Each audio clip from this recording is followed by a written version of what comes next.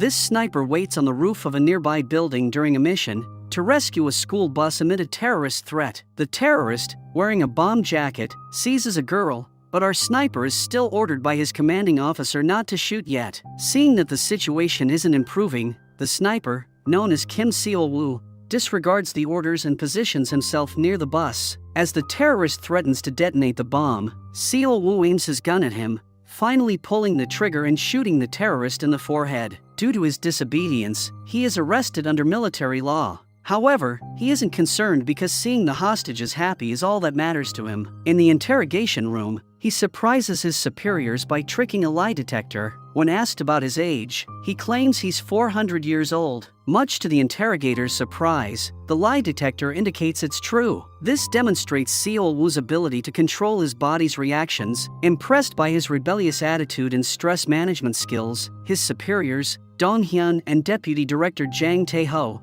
decide to recruit him as a ghost, a more deeply planted Black Ops agent with fake identities who operates discreetly. Soon, Seol-woo begins operating internationally, assuming various identities and completing numerous missions. Once, he finds himself in Budapest, posing as a professor. His target is one of his students, Anna, whom he addresses by her real last name during a lecture. Since nobody should know her real name, Seol-woo's action piques her interest. This sparks a love story that Seol-woo intentionally initiates to get closer to Anna. Over time, they fall deeply in love and become engaged. However, Seol-woo's true interest lies in Anna's father, a mafia boss, who was once in the secret police during Hungary's dictatorship. During a meeting, the mafia boss insults Seol-woo in Hungarian, assuming he doesn't understand the language. To his surprise, Seol-woo responds fluently in Hungarian, revealing more about himself than the boss realizes. Seol-woo then confidently states that they won't disclose anything to Anna because he doesn't want to hurt the person he loves. Saying this, he has put himself in a tight spot. Soon, the mafia boss's henchmen confront Seol-woo in an alley, and their intentions don't appear favorable. They taser him, and the next thing our hero knows, he's in a basement with his hands cuffed. Someone hands him a prison uniform, indicating that Seol-woo is to be sent to prison. Perhaps this was his plan all along, to leverage the mafia boss's influence to gain access to the prison. The mafia boss had to comply because Seol-woo possessed secrets from his past work. In prison, Seol-woo's true motive is revealed. He's here to aid his old acquaintance, Petrov, who knows him as K, in escaping the prison. Seol-woo crafts a makeshift small-scale explosive device and installs it in the prison's fuse box. Then, he starts fashioning the key to his cell door using a mold provided by Petrov. On the day of the planned escape, when the guard opens the food pass-through door, Seol-woo cleverly inserts a wet tissue paper into the lock area, preventing the door from locking. Later that night, a guard inadvertently triggers a wire, causing the explosive device in the fuse box to ignite. Consequently, the prison's power shuts down, leading to a blackout. Taking advantage of the darkness, Seol-woo opens the food pass-through door and unlocks his cell door with the key he made earlier. He then shoots a hook at Petrov's door and uses the attached wire to transport the key to him. With Seol-woo's help, Petrov finally frees himself from the cell. As the lights come back on, the inmates have limited time to escape. With guards in pursuit, the duo heads to the underground mine where inmates labor during the day. They hop into a mine cart and flee, with guards shooting at them. When more guards rush into the prison, the inmates seize the opportunity. Finding the area safe, they escape through the mine door and reach a nearby well, securing their getaway. Petrov is sent back to Russia, concluding the mission. Knowing that the wrath of a woman betrayed by her love is deadlier than a time bomb, Seol-woo chooses an unconventional method to end their relationship. He asks Anna to meet him outside in his car. As she approaches, Seol-woo sets the car on fire, faking his own death. With the mission accomplished, he throws his engagement ring into the river and flees the scene. Some days later, Seol-woo is vacationing at a hotel when a woman sits beside him,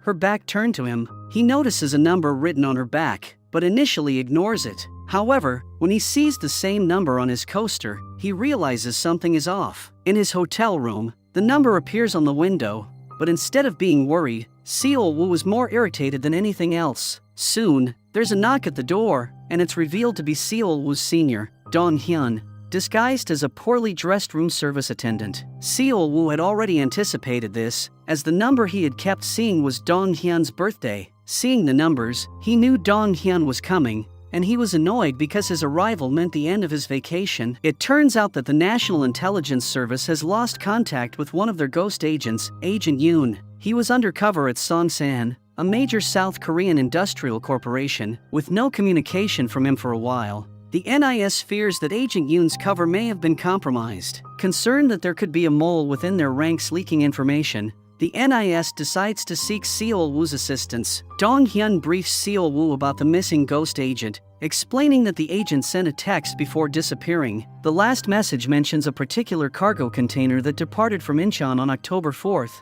carrying 3 specific wood carvings. The NIS is currently tracking the container, but for the time being, Seol-woo must return to South Korea. Upon his return, he discovers the whereabouts of the first wood carving, which the NIS traced to Russia in the secret safe of an arms dealer named Chairman Victor. Due to the formidable security measures in place, Dong-hyun warns that it won't be easy for Seol-woo to locate Victor's residence, let alone infiltrate it. Their only option to reach Victor is through the assistance of action star Woon Kwang. It happens that Victor, a devoted fan of Woon Kwang, has invited him to his secret birthday party. To accompany Woon Kwang to Russia, Seol-woo manages to secure a position as the actor's head of security. However, neither Woon Kwang nor his manager, Cha Do-ha, like him. This could be attributed to the way Seol-woo treats Woon Kwang. As a die-hard fan of the actor, Do-ha cannot tolerate anyone being harsh on him. One day, during a film shoot, Seol-woo notices a suspicious mechanic checking Woon Kwang's car,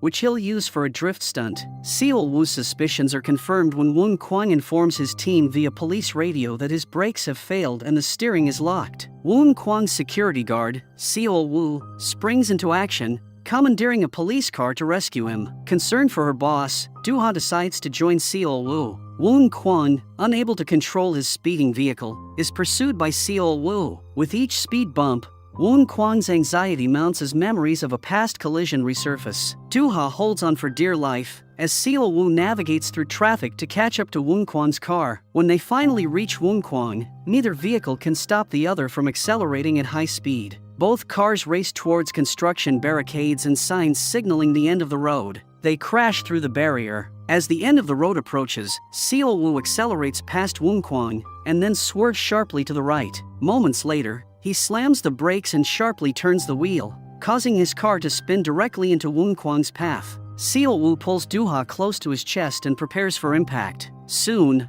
Woon Kwang slams into his car. Seol-woo applies the brakes and manages to stop Woon Kwang's car just in time. The collision knocks Woon Kwang unconscious, but miraculously, Seol-woo and Do-ha emerge unharmed. Injured, Woon Kwang is rushed to the hospital, where he experiences flashbacks of his accident 7 years ago. During a film shoot, his brakes failed, leading to a severe car crash. Although he survived, he endured months of physical therapy to recover. While hospitalized, his model girlfriend announced her engagement to Mo Sung-jae, a wealthy businessman and owner of Songsan. This news deeply distressed Woon Kwang, and his bitter past continues to haunt him to this day. Back in the present, Woon Kwang finally wakes up but remains weak, so he's kept sedated for rest. As he begins to regain his strength, he develops a brotherly bond with Seol-woo and confides in him about the betrayal by his girlfriend. To attend Chairman Victor's birthday party, Woon Kwang, Seol-woo, and Do-ha fly to Russia,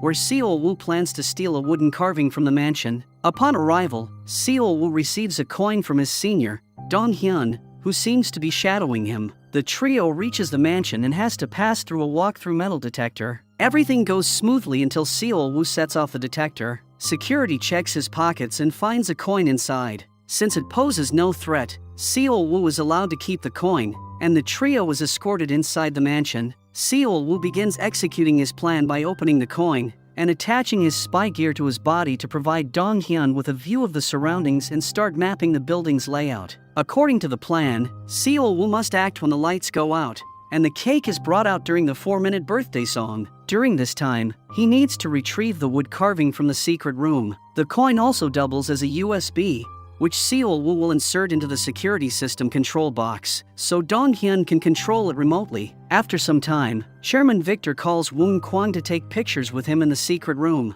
Initially, only Woon Kwang is permitted entry, but the actor insists on bringing his bodyguard, stating that Seol-woo is more than just a bodyguard. He's like a brother to him. Seol Woo isn't pleased with this arrangement because it prevents him from hacking into the security system. Despite his objections, Woon Kwang insists on bringing him inside, and Chairman Victor grants permission. As they explore the secret room, Seol Woo notices one of the artifacts, the same wood carving they were searching for. While Chairman Victor showcases his collection of artifacts to his guests, Seol Woo contemplates his next move. A flashback reveals that Seol Woo had previously met Major Petrov of Russia, the same person he assisted in breaking out of prison. The military had also sought to apprehend Chairman Victor, but lacked concrete evidence to do so. Seol Woo promised to provide Petrov with the evidence in exchange for a simple blast of an EMP, capable of causing widespread damage to power lines, telecommunications, and electronic equipment. Back in the present day, upon receiving a signal from Dong Hyun,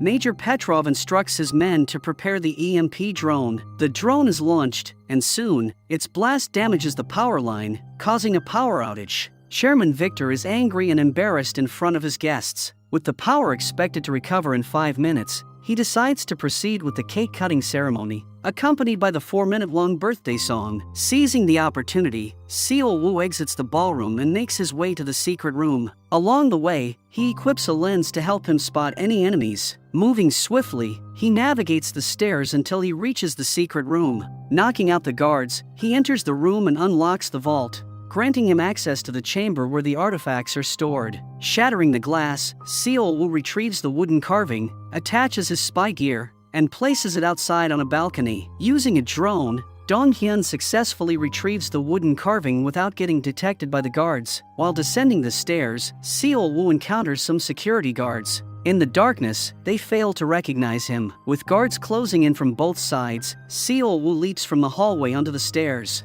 Meanwhile, Doo-ha searches for Seol Woo. To avoid detection by the security guards, Seol Woo pulls Doo-ha close, pretending to be her partner and diverting attention away from himself. It leaves Doo-ha shocked, but the plan works as the security guards are unable to recognize him. Still shaken by the incident, Doo-ha questions Seol Woo's actions, but he dismisses it as a mistake and urges her to ignore it. As the lights come back on, Chairman Victor is informed by his guard about the EMP blast causing the outage and the robbery of the vault. Suspecting foul play, he urges the chairman to evacuate the building immediately. Suddenly, the party is interrupted by the sound of helicopters circling the venue, their dazzling lights blinding everyone inside. Soon after, hordes of Russian soldiers storm the mansion led by Major Petrov. While the military arrests Chairman Victor, Petrov exchanges a look with Seol Woo, who responds with a smile and a nod. The mission is successfully completed, and Seol Woo returns to South Korea. While examining the wooden carving,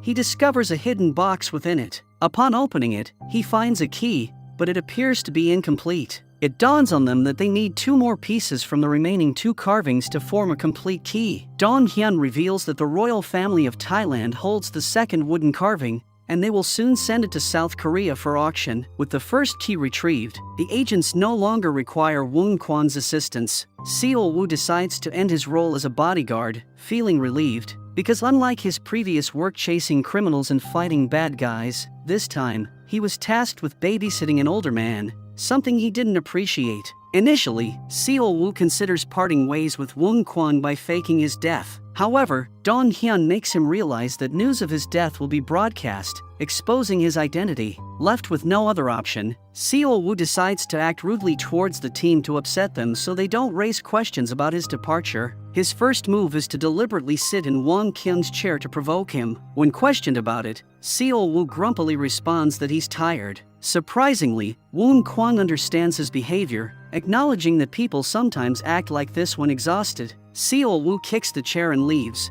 leaving everyone surprised by his sudden change in behavior. After the shoot, Seol Woo tries to annoy Woon Kwang by refusing to open the car door for him. Despite Seol Woo's deliberate disregard, Woon Kwang remains calm, realizing that his bodyguard may need time to recharge. When nothing seems to be effective, Seol Woo decides to resign from the job. Despite Woon Kwang's attempts to dissuade him, even offering him a week's vacation, Seol Woo coldly rejects the offer and leaves. When Doo-ha learns about Seol Woo's decision to leave, she decides to speak with him. Believing that he's departing because she didn't reciprocate his affection, she apologizes, expressing her concern about him getting hurt in a one-sided relationship. Seol Woo's expression turns cold, and he begins insulting Doo-ha.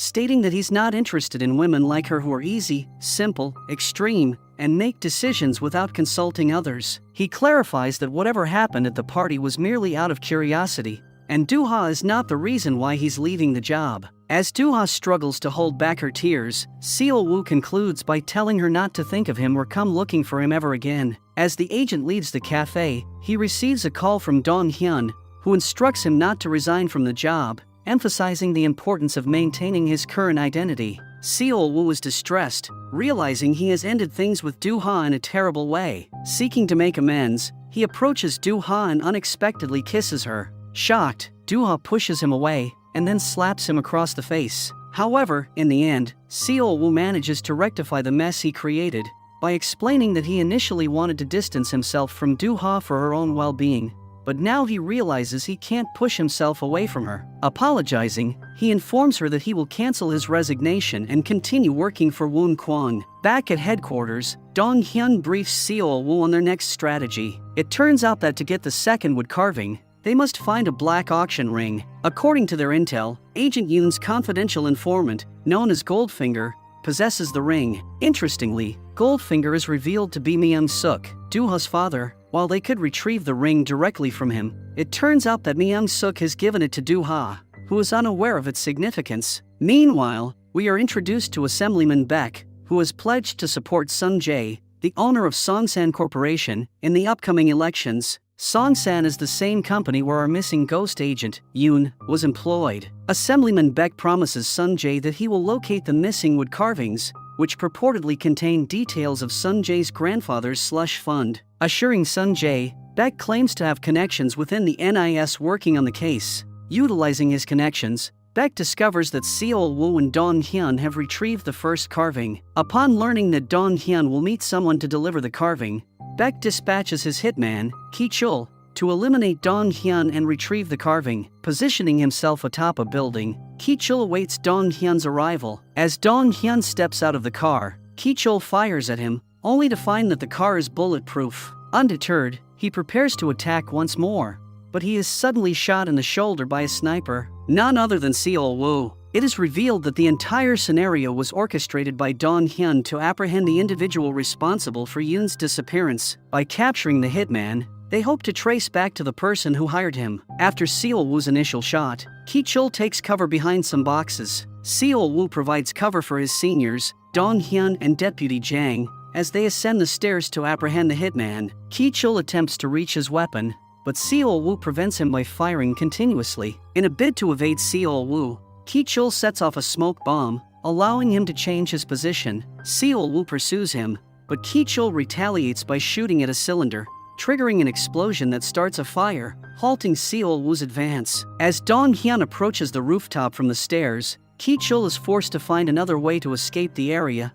ultimately succeeding in doing so. After the confrontation, Seol-woo realizes that Ki-chul is the same man he saw near Woon Kwon's car on the day of the accident. Meanwhile, Dong-hyun examines the hitman's abandoned gun and realizes that it is used by special forces. It appears they know who this weapon belongs to, making their investigation considerably easier. Later that night, Seol-woo takes Doo-ha out to dinner, and as time passes, their bond strengthens. Doo-ha becomes so comfortable with Seol-woo that she opens up to him about being harassed by loan sharks at her grandfather's memorial. It turns out her father had borrowed money from many people and disappeared, leaving Doo-ha as the only one they could pressure to get their money back. During the harassment, her father was present there, but he chose to leave, abandoning Doo-ha. In the present, Doo-ha also confides in Seol-woo about a ring her father gave her. She explains that she left the ring at the Columbarium Cemetery, where her grandfather's ashes are kept. Even when her grandfather passed away, her father showed no concern and ran away. She left the ring there to ensure her father would only find it if he truly changed. However, since he hasn't changed, he continues asking Doo-ha about the ring's location,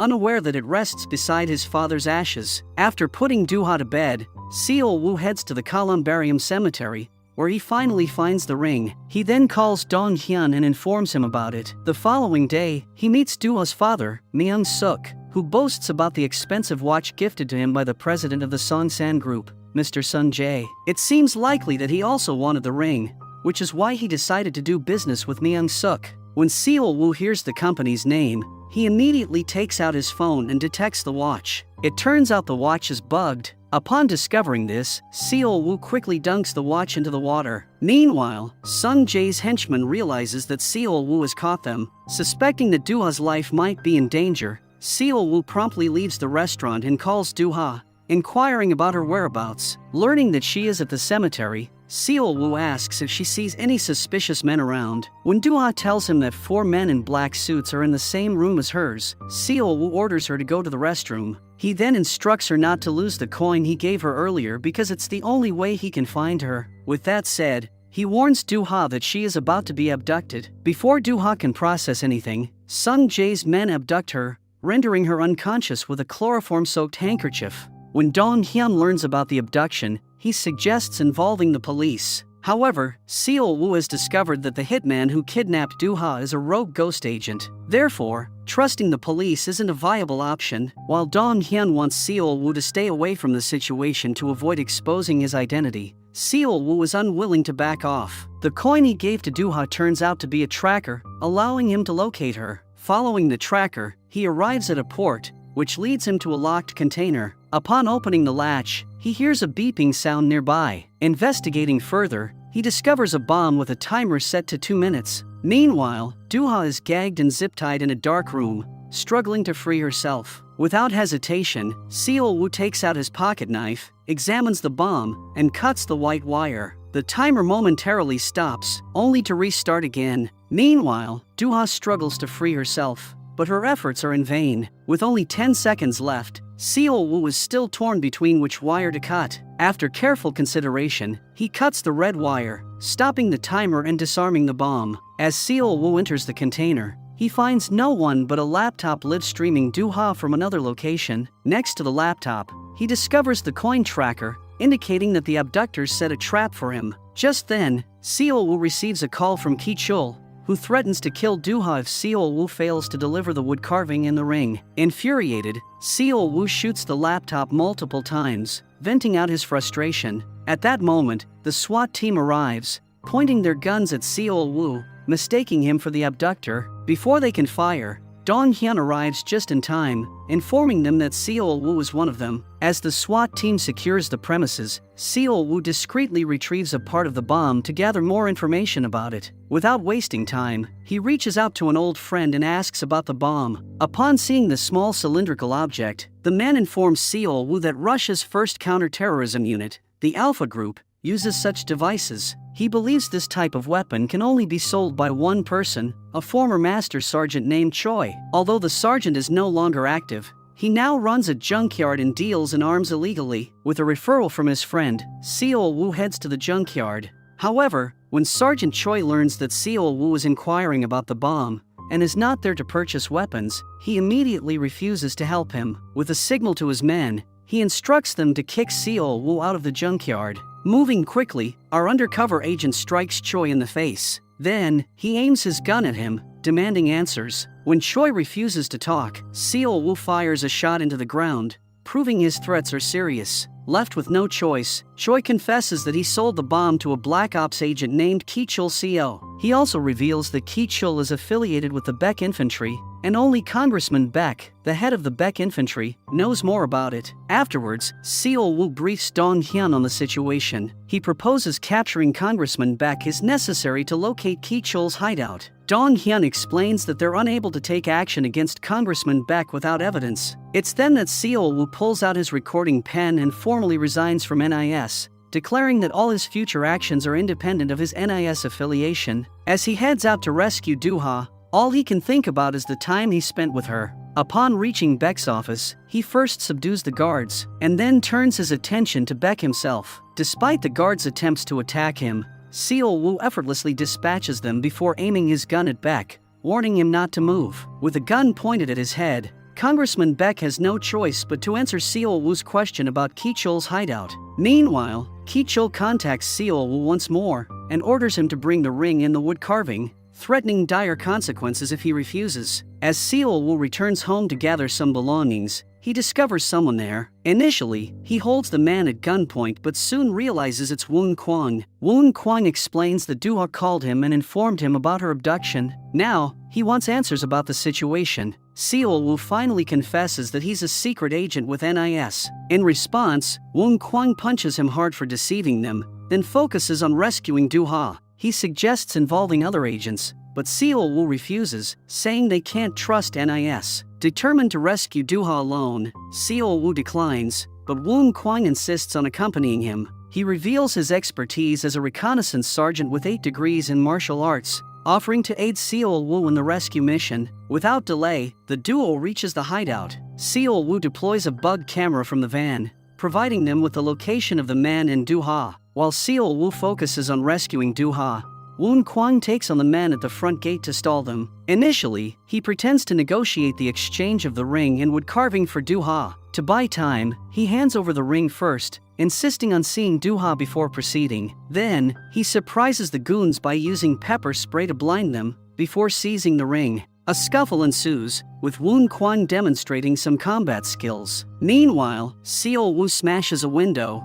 and enters the hideout heroically. A shootout erupts between Seol-woo and Ki-chul, both skilled ghost agents. Despite Ki-chul's gunfire, Seol-woo manages to dodge the bullets. Amid the confrontation, Seol-woo manages to knock Ki-chul to the ground, but Ki-chul, being armed, fires at him. Seol-woo narrowly avoids the bullet, frightening Doo-ha. As the fight persists, both agents aim their guns at each other. They shoot simultaneously, only to realize their magazines are empty. Ki-chul retrieves a knife while Seol-woo uses his empty gun for defense. Seol-woo not only fights with Ki-chul, but also with other thugs who threaten Doo-ha's life. During the skirmish, Ki-chul slashes Seol-woo's stomach, causing him to bleed. Despite the pain, Seol-woo persists until he holds a knife at Ki-chul's throat, ending the fight. However, Doo-ha intervenes, preventing Seol-woo from killing Ki-chul and leading him to spare the man's life. Meanwhile, Woon Kwang appears to be overwhelmed by the goons. He puts up a strong fight,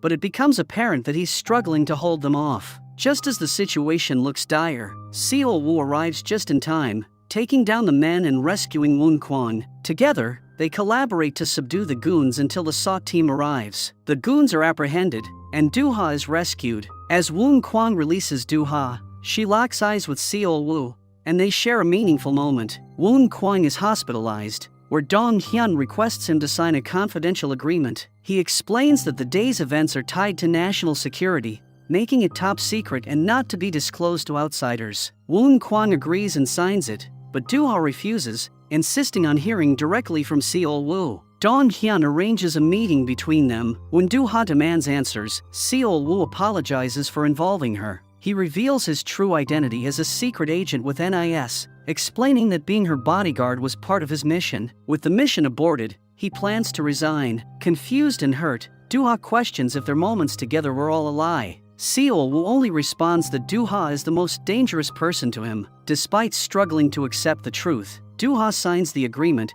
asking Seol-woo to talk to her again when he's clearer. It's evident that both Seol-woo and Doo-ha find it hard to reconcile the truth with the beautiful memories they shared. The next day, Doo-ha goes to Seol-woo's residence, but finds it deserted. Seol-woo had asked Dong Hyun to handle the first floor since it was exposed. Unaware that Seol-woo's office is in the basement, she tries calling him, but he doesn't answer. Overcome with emotion, Doo-ha breaks down in tears. Meanwhile, Seol-woo watches her on the CCTV camera, clearly affected by her distress. He turns off the monitor and focuses solely on his black auction mission. Later that day, he goes to the airport to meet a woman who refers to him as Agent K. They share a brief embrace before preparing to carry out their mission together. Later that night, Dong Hyun rebukes Seol-woo for taking matters into his own hands during Doo-ha's rescue. He believes they're in serious trouble now that the NIS knows about Seol-woo's cover. However, Seol-woo argues that everything went smoothly since the civilians were saved, and the ring and wooden carving were unharmed. Meanwhile, with Ki-chul in custody, Sung Ji decides to distance himself from him, a decision supported by Congressman Baek. Sung Ji plans to employ his grandfather's strategy to resolve the situation. Although Baek worries about the company's reputation, Sung Ji proposes a solution. Baek must become mayor and president to restore their position. The next development unfolds rapidly. Department head Jang is abruptly dismissed, with his special activities fund frozen, while Dong Hyun is arrested for corruption and abuse of authority. Simultaneously, Doo-ha's father, Mr. Myung-suk, is taken into custody for the murder of Black Ops agent Robert Yoon, who was investigating Songsan's corporation. It's evident that Assemblyman Baek orchestrated these events. Meanwhile, Ki-chul is escorted to his cell by 2 police officers. However, when the elevator doors reopen, staff members are stunned to find the officers unconscious and Ki-chul missing. With department head Jang stripped of his authority, he doesn't have the $5 million required by Seol-woo. This money is needed to gain entry to the Asian Investment Forum, where the second wood carving is up for auction. When Seol-woo inquires about the black auction mission, department head Jang admits they need to wait, much to Seol-woo's dissatisfaction. With the deadline approaching, Seol-woo seeks assistance from Woon Kwon. He requests the $5 million necessary to enter the Asia Investment Forum. Seol-woo explains that if the black auction mission is successful, they can use the proceeds to prove Doo-ha's father's innocence and secure his release. Initially taken aback by the substantial amount, Woon Kwon ultimately agrees to help Seol-woo, driven by the desire to aid Doo-ha's father. Recognizing the need for collateral from Seol-woo in exchange for the money, Doo-ha presents him with a handwritten contract. In the agreement, Seol-woo commits to returning to his guard Kim identity and safeguarding Woon Kwon from harm. Additionally, if Seol-woo vanishes as he did previously, Doo-ha reserves the right to post his photo online and expose his true identity to the world. On the day of the event, an elderly man accompanied by the same woman Seol-woo was seen with earlier arrives at the venue. They meet Chairman Yamato, who owns a rival company of Songsan's, and is sent by Sung Jae to purchase the wooden carving. The pair proceeds to the reception area, where the black auction ring is scanned, and the elderly man is provided with a black auction box and keys to their suite. Upon reaching the hotel room, the elderly man removes his mask, revealing Seol-woo underneath. Thanks to Seol-woo's efforts in securing entry to the Asia Investment Forum, Woon Kwon is able to participate in the bidding for the wood carving. Finally, the wood carving is up for bidding. Despite continuous counter-offers from Chairman Yamato, Woon Kwon ultimately places the final bid of 1 billion won. However, it becomes evident that he doesn't have more than that amount. To prevent Chairman Yamato from making another counteroffer, Doo-ha approaches his table, holding a small device capable of instantly freezing all electronics within a 1-meter radius. She buys herself some time by inquiring about the ongoing bidding. When the guards attempt to escort her back to her seat,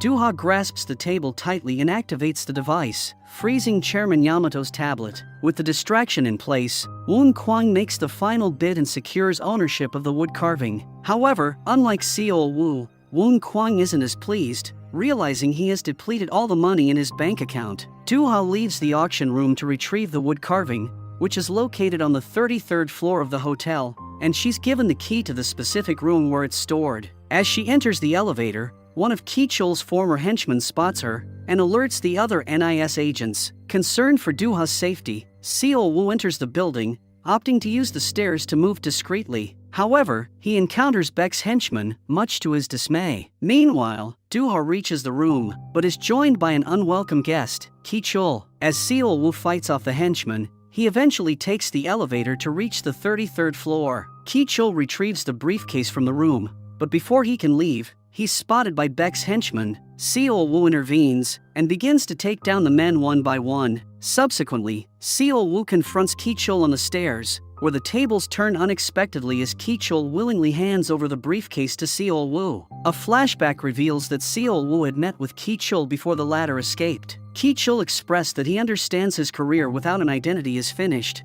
and that his former backers will discard him once they've exploited him. He acknowledges that individuals like him don't typically get a happy ending. Despite this, he agrees to help Ki-chul, but Ki-chul demands the death of a specific individual in return. Returning to the present, Seol-woo retrieves the briefcase and promptly escapes from the building. He makes his getaway on a motorbike, while Ki-chul detonates his own car, bringing an end to his journey. However, later, Seol-woo meets with Ki-chul, revealing that the agent is still alive. It turns out that it was all part of the plan to ensure that Songsan Corporation couldn't harm Ki-chul and would assume he was dead. Now, Seol-woo informs Ki-chul that once he retrieves all the wooden carvings, he intends to make Ki-chul stand trial for his crimes. Surprisingly, Ki-chul has no objections and is prepared to face the consequences of his actions. To guarantee cooperation, Ki-chul shows Seol-woo his family, which the agent can use as collateral. Thanks to Ki-chul, Seol-woo has also obtained evidence clearing Do-ha's father of Robert Yoon's murder. Back at his headquarters, Seol-woo opens the hidden compartment of the wood carving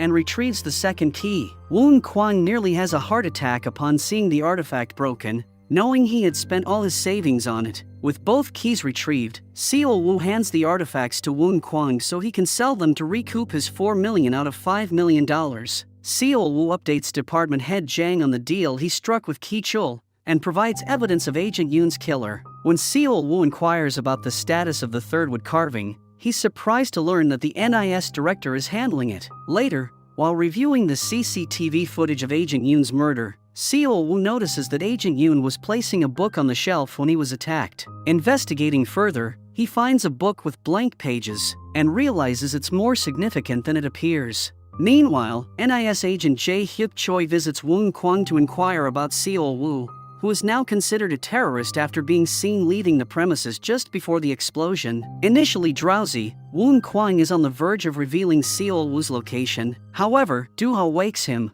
reminding him they have no association with a terrorist. While answering the agent's questions, Do-ha secretly messages Seol-woo, warning him not to come to Woon Kwang's house. Later that night, Seol-woo meets with Woon Kwang to deliver some bad news. In addition to the wooden carvings, Seol-woo owed Woon Kwang $1 million, which he had requested from the director. However, it turns out that Assemblyman Baek is targeting the director, rendering their special activities fund inaccessible for the time being. Do-ha and Woon Kwang are disappointed to hear that Seol-woo has failed to fulfill his promise. Seol-woo assures them that he will arrange the money as soon as possible, and until then, they can consider him as collateral. With Seol-woo back on the job, he and Woon Kwang spend some quality time together, pampering their skin with face masks and having heartfelt conversations. Meanwhile, Woon Kwang's former girlfriend and Sung Jae's current wife, Mi-eun, suggests to Sung Jae that instead of collaborating with the old and corrupt Congressman Baek,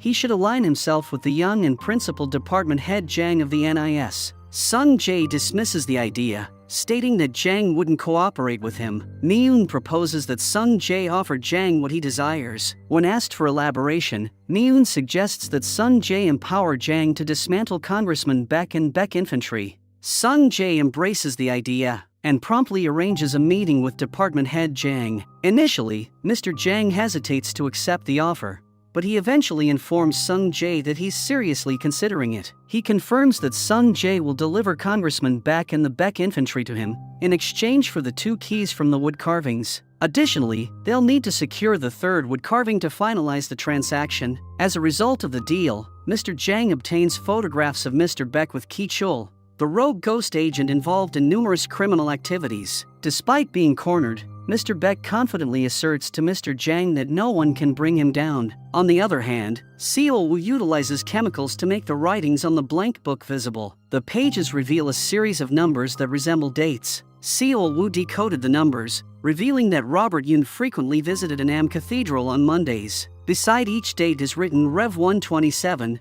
which Seol-woo deduces corresponds to 12:7 in the Book of Revelation. To delve deeper into the matter, Seol-woo accompanies Do-ha to the cathedral. There, he meets Father Michael and employs the coded wording to gain the priest's trust. When asked about who Agent Yoon met within the cathedral, Father Michael discloses that it was Mr. Jang. However, on the last day, Mr. Jang brought another individual with him, who turned out to be Dong Hyun. Meanwhile, Chairman Victor acquires the last wood carving and travels to South Korea to finalize the deal with Sung Jae. In exchange, he demands Seol-woo to take revenge on him. Seol-woo meets with Mr. Jang to hand over the 2 keys, after Mr. Jang claimed he would soon acquire the third one. During their conversation, Seol-woo asks Mr. Jang if he's collaborating with Sung Jae, to which Mr. Jang retorts that if he were, why would he bring him the keys? Seol-woo explains that it's the fastest way to obtain the third key. Just as Seol-woo questions Mr. Jang's allegiance, a convoy of cars surrounds them. Seol-woo is determined not to let anyone disrupt his mission easily,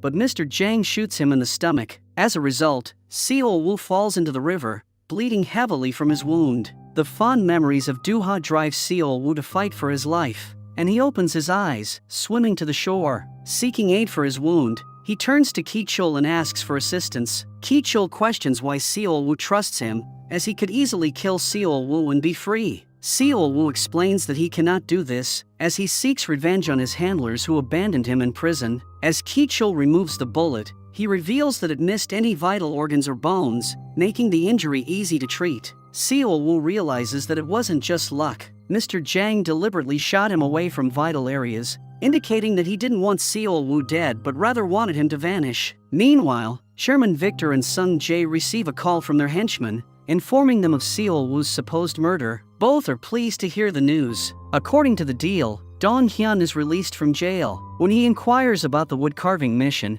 Mr. Jang informs him that it is concluded, and that he will personally handle the acquisition of the third woodcarving. When Dong Hyun asks about Seol Woo's whereabouts, Mr. Jang claims he has gone on vacation. Suspicious of Mr. Jang's claims, Dong Hyun follows him to the Sonsun Corporation office. There, Mr. Jang meets with Sung Jae to obtain the third key. With all three keys in hand, he combines them to create one key. By deciphering small holes in the keys, Mr. Jang decodes them into numbers and obtains the coordinates of the slush fund's location, which happens to be the Sonsan product warehouse. On the other hand, Dong Hyun poses as a janitor and discreetly shoots a tracker at Sung Jae's car to keep track of his location. Mr. Jang and Sung Jae arrive at the product warehouse and successfully unlock the door, revealing billions of won, expensive artifacts, paintings, and, most importantly, the dirty videotape records left by Sung Jae's grandfather. However, some records, likely those containing Assemblyman Baek's incriminating information, are missing. Suddenly, Dong Hyun appears at the location with a confiscation warrant. Both Mr. Jang and Sung Jae are taken to the prosecutor's office for interrogation. Dong Hyun is confident that Sung Jae won't get away this time. However, his wife proves him wrong by presenting a project plan between the NIS and Sonsun Corporation.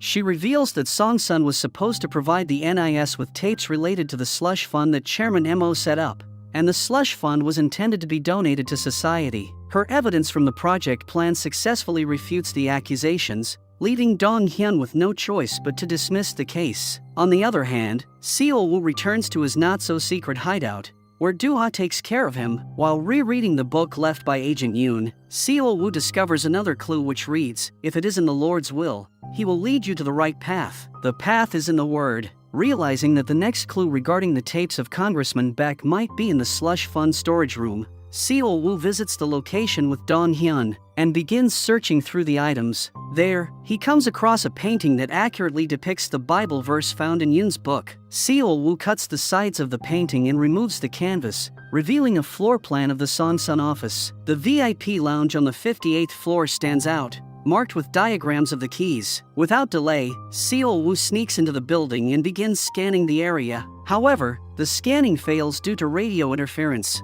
Just then, someone enters the lounge, who is revealed to be Myun. When Myun asks what he's doing there, Seol Woo responds that he's searching for Chairman Baek's missing tapes, as instructed by Agent Yoon. During their conversation, he refers to Myun as a fellow ghost agent, and Myun doesn't seem to deny it. It's revealed that Mr. Jang enlisted Myun's help planting Seol Woo as Woong Kwan's bodyguard. In the present, it's disclosed that Agent Yoon was indeed Myun's handler, and was the one who gave her the opportunity to leave acting and assist him in bringing down the Sonsun group by initiating a relationship with Sung Jae. This is why she married Sung Jae and left her true love, Woong Kwan. While conversing with Seol Woo, Myun also reveals that not only did the tapes disappear, but also the information on the first-generation ghost agents. This was what Agent Yoon was searching for until the end. To assist Seol Woo with the case, Myun provides him with Chairman Mo's will, which is enclosed in an envelope adorned with a dragon design. Seol Woo delves into Chairman Mo's will, a concise document that reads, "One with power desiring money will fail, and one with money desiring power will die. Everything, excluding myself, goes to my grandson Mo Sung Jae." After examining the paper and finding nothing unusual, Seol Woo recalls Father Michael's words about the path being in the Word. Upon seeing Chairman Mo's portrait in the VIP lounge, something clicks for Seol Woo. He heads to the office and focuses on the portrait, believing that the phrase "excluding me" in Chairman Mo's will indicates there's something behind his picture that he didn't want to give Sung Jae without him decoding the riddle and understanding the business. As Seol Woo removes the portrait, a safe is revealed, with 3 keyholes, all of which can be opened by the 3 keys Seol Woo already possesses. Seol Woo opens the safe and discovers the missing videotapes, along with documents regarding the first-generation ghost agents. He delivers the contents of the safe to Dong Hyun and requests him to investigate the significance of the dragon design. Feeling satisfied with completing the mission, Seol Woo visits Do-ha, but his mood changes when he receives a call. His expression darkens as he sees the caller's identity, and his demeanor turns horrified as he answers the call. Meanwhile, Dong Hyun calls Director Im of the NIS and informs him about the tapes and the information on ghost agents. Director Im orders him to deliver the bag to the black car across the road. As Dong Hyun is crossing the road, he gets hit by a truck. Upon hearing the news of the accident, Mr. Jang immediately rushes to the hospital and learns that Dong Hyun's condition is critical. Mr. Jang then contacts Seol Woo, who is already carrying out his investigation at the accident scene. Visible tire marks on the road suggest that the driver deliberately accelerated in an attempt to kill Dong Hyun. This realization dawns on the duo that it wasn't an accident but a deliberate murder. Meanwhile, Director Im opens a case on his desk, revealing a rifle adorned with a dragon carving. It's revealed that the gun was a gift from Chairman Mo to Director Im. This revelation exposes the truth that Director Im is indeed the mole. He had collaborated with the Songsun Corporation from the beginning, and was also responsible for blowing Agent Yoon's cover. While Seol Woo is in his office, his mind is consumed by memories of the time he spent with Dong Hyun. Unable to accept the reality of his best friend's impending death, Seol Woo breaks down into tears. On the other hand, Director Im meets with Sung Jae and expresses his ambition to fill the political vacuum left by Assemblyman Baek. It's also disclosed that the tapes contain evidence of Director Im's illicit activities during his tenure as a ghost agent. Director Im then pledges to eliminate Seol Woo and eradicate the remaining threat he poses. Meanwhile, Seol Woo isn't prepared to give up without a fight. Upon discovering that Director Im is the mole, he tries to take him and Sung Jae out, but Woon Kwang intervenes. He warns Seol Woo that if he goes through with it, the villains will be seen as martyrs, while Seol Woo will be labeled a terrorist. Later, the trio devises a new plan to expose Sung Jae and Director Im. Sung Jae is invited to discuss his scholarship program on a live show. However, with Do-ha's assistance, the show's host is given a coffee mixed with a laxative,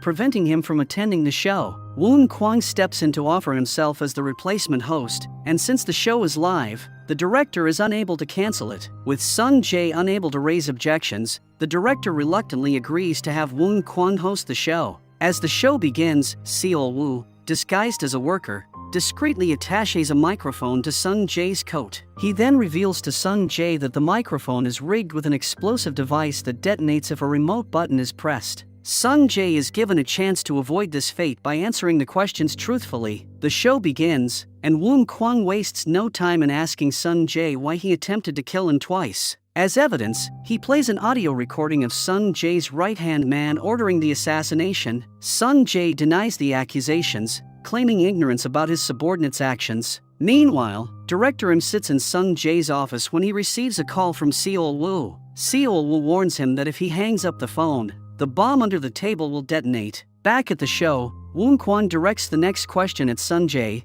this time exposing Songsun's newly established foundation as a slush fund rather than a genuine charitable organization. Woon Kwang further questions about Dong Hyun's accident and the person behind this attempted murder. Under pressure to tell the truth, Sung Jae admits that the person behind everything is none other than NIS Director Im. Woon Kwang demands proof, so Sung Jae produces a USB drive from his pocket, claiming it contains a file detailing Director Im's past misdeeds. Shocked by Sung Jae's revelation, Director Im orders Seol Woo to detonate the bomb and kill Sung Jae immediately to destroy the evidence. When questioned about his attempt to kill Dong Hyun, Mr. Im justifies it as being for the country's sake, arguing that it would be disastrous if information about the first-generation ghost agents were exposed. Seol Woo reluctantly presses the button, but the bomb fails to detonate. Instead, the cover of the LCD screens in Sung Jae's office is removed, revealing that Director Im's confession has been recorded on the CCTV cameras. Frustrated, Director Im lashes out at the phone,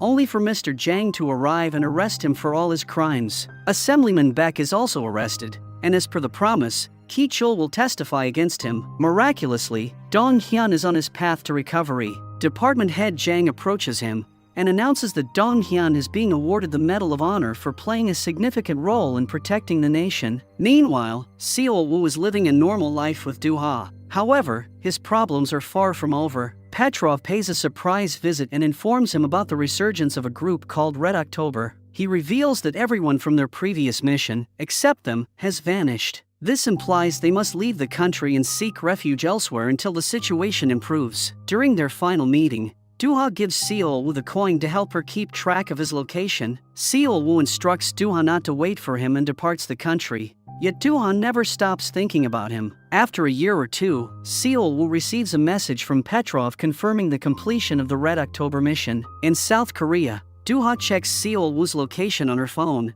when the blinking red light suddenly disappears. Initially worried, she soon realizes that it might mean Seol Woo was returning. As the series ends, Woon Kwon gets a new bodyguard, but he isn't pleased about it.